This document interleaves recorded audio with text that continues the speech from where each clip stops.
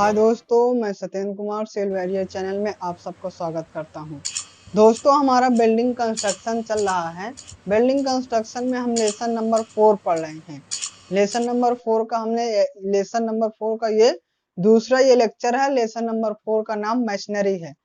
इसके पहले हमने लेक्चर में हमने मशीनरी का इंट्रोडक्शन जाना था कि मशीनरी क्या होती है और मशीनरी कितने प्रकार की होती है।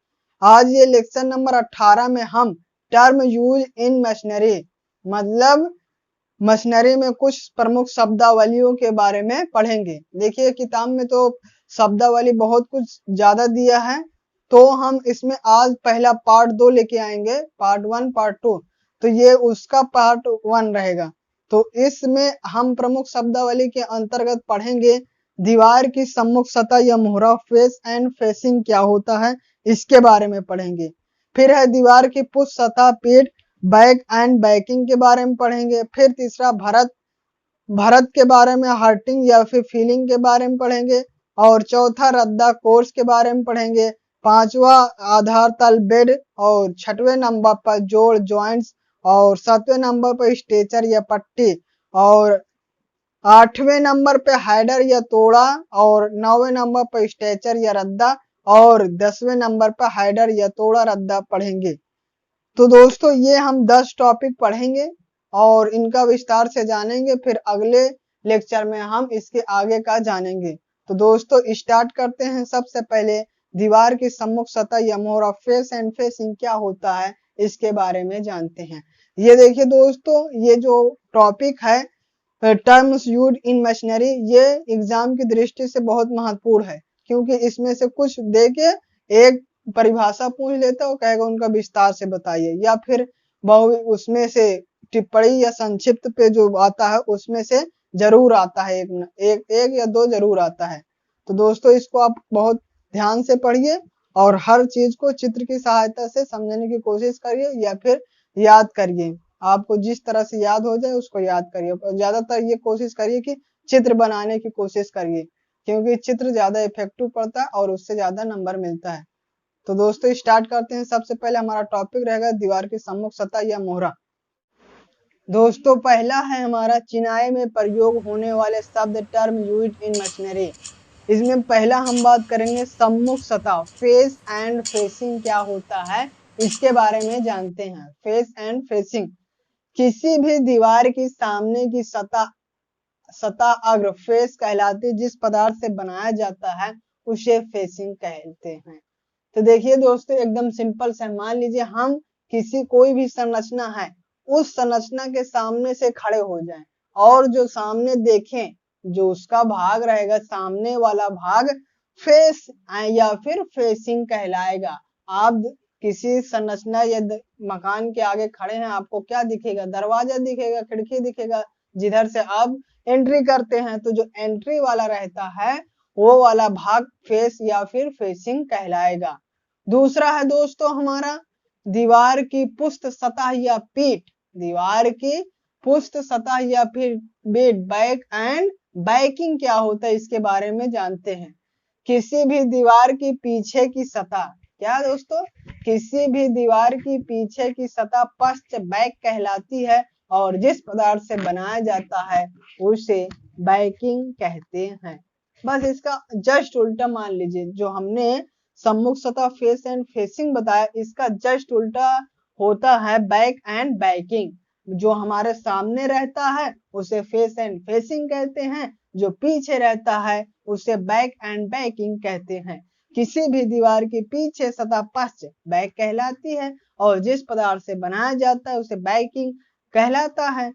तो ये था दोस्तों फेस एंड फेसिंग। फिर उसके बाद बैक एंड बैकिंग। आप एक जान लीजिए, फेस क्या होता है उसका जस्ट उल्टा कर दीजिए, बैक एंड बैकिंग हो जाएगा। अब दोस्तों, अब हम तीसरा टॉपिक जानेंगे। तीसरा टॉपिक है भरत या भरा, हर्टिंग या फिर फीलिंग। दीवार की सम्मुख, दीवार की सम्मुख, दीवार की सम्मुख, दीवार की सम्मुख सतह और पृष्ठ के बीच बने भाग को भरत या फिर भराव कहते हैं। दोस्तों, बस तीनों एक दूसरे से रिलेटेड है। पहले फेस एंड फेसिंग, फिर बैक एंड बैकिंग, फिलिंग।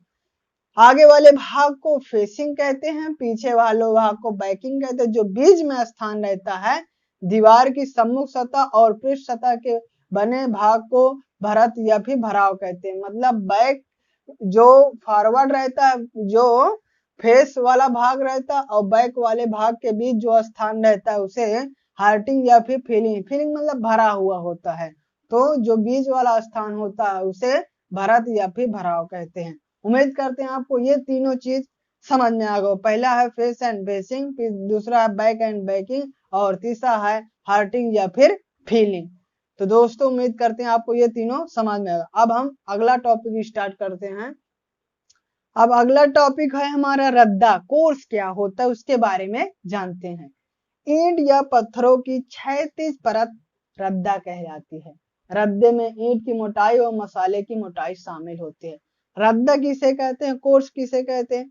मान लीजिए आप कोई भी संरचना बना रहे हैं, जब उसकी चिनाई की जाती है तो उसको जो एक क्षैतिज लेयर बिछाई जाती है और मसाला नीचे रहता है। मसाले की मोटाई और ईंट की मोटाई को दोनों को ईंट या पत्थरों की क्षैतिज या रद्दा कहलाती है। आप सुने होंगे कि एक रद्दा उठ गया, दो रद्दा उठ गया, तीन रद्दा उठ गया, तो वही चीज कहला, उसे रद्दा या फिर कोर्स कहते हैं। क्या होता है इसमें क्षैतिज परत होता है और रद्दे में ईंट की मोटाई और मसाले की मोटाई भी शामिल रहती है। सबसे इंपॉर्टेंट क्या रहता है, रद्दे में ईंट की मोटाई प्लस और मसाले की मोटाई भी शामिल रहती है। तो ये दोस्तों था रद्दा, समझ में आ गया होगा। अब हम पांचवा टॉपिक बात करेंगे आधार तल। प्रत्येक रद्दे के नीचे समतल सतह आधार तल कहलाती है। जब हम मसाला पहले मसाला लगाते हैं, फिर उसके ऊपर ईंट लगा देते हैं, तो जो जिस पर हम मसाला लगाते हैं पहले, तो वही हमारा आधार तल कहलाता है। प्रत्येक रद्दे के नीचे समतल सतह आधार तल कहलाती है। तो ये दोस्तों था पांचवें नंबर पे आधार तल, बेड क्या होता है। और छठवें नंबर पे जानेंगे क्षैतिज जोड़, हॉरिजॉन्टल जॉइंट्स। क्या हॉरिजॉन्टल जॉइंट्स क्या होता है इसके बारे में जानते हैं। दो क्रम से आने वाले, देखिए दोस्तों क्षैतिज जोड़ हॉरिजॉन्टल जॉइंट की बात करेंगे।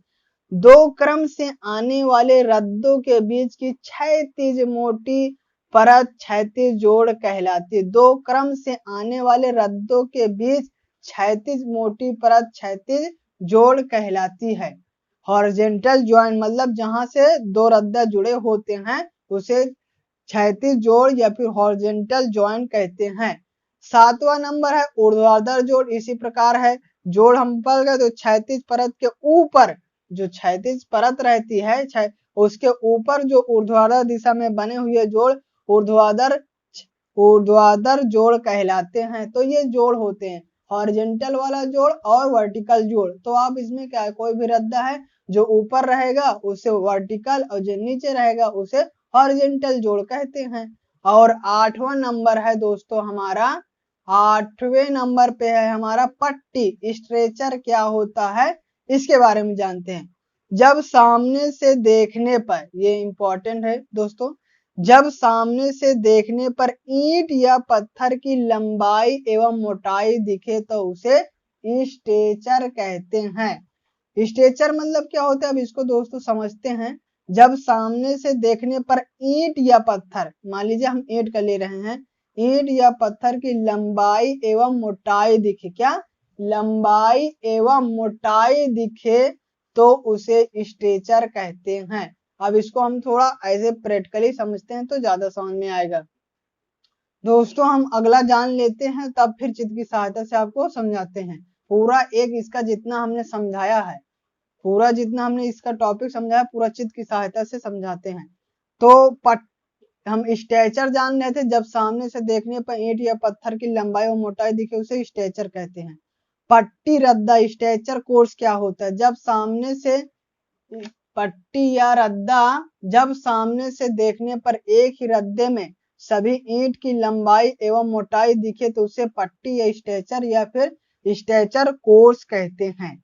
तो इसको अभी आपको समझ में नहीं आएगा दोस्तों, बस सिर्फ पढ़ लीजिए। अभी हम इसको चित्र की सहायता से समझाते हैं आपको।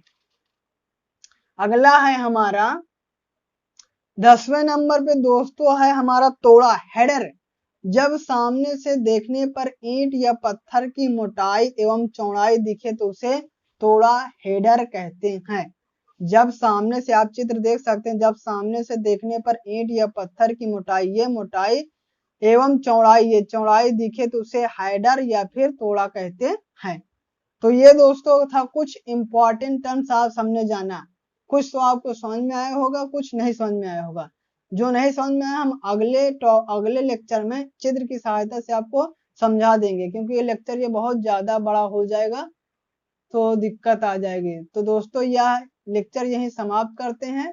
यदि यह लेक्चर आपको अच्छा लगा हो तो लाइक कर दीजिए, सब्सक्राइब कर दीजिए और बेल आइकन पे ऑल पे क्लिक कर दीजिए, जिससे कोई भी हम वीडियो डालें तो आपको सबसे पहले नोटिफिकेशन पहुंचे। Thank you for watching.